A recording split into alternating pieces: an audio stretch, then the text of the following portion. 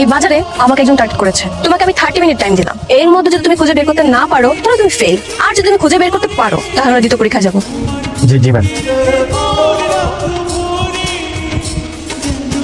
এই যে ম্যাডাম আপনার সাসপেক্ট। তুমি কিভাবে বুঝলে? ম্যাডাম ওনাকে দেখলাম প্রত্যেকটা দোকানে দোকানে ঘুরতেছিল, কিন্তু কোনো কিছু পারচেজ করছিল না। বারবার দেখলাম ফোনের দিকে তাকাচ্ছিল, সময় দেখছিল। আর ওনার কানে হেডফোন ছিল।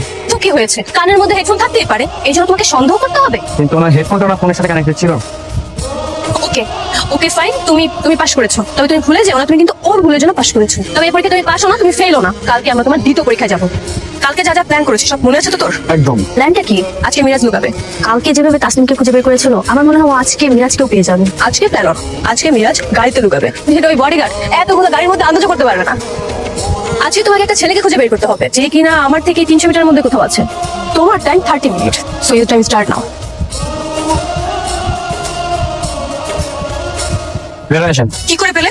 ম্যাডাম দেখলাম এত বড় পার্কিং লটে শুধুমাত্র এই গাড়িটার ইঞ্জিন অন আছে, আবার গাড়ি নিচে দেখলাম পানি পড়ছে, তার মানে এসি অন আছে। তখন বুঝতে পারলাম যে এই গাড়িটাই মাত্র স্টার্ট হয়েছে, আসলে লোকটা এর মধ্যে। তোমার এখন সেই আগের মতোই গ্যারেজ। তুমি আজকে পাস করেছো, আগামীকাল তোমার নেক্সট এক্সাম হবে। আচ্ছা তুমি তো কলেজ শেষ করে ইউনিভার্সিটিতে ভর্তি হওনি?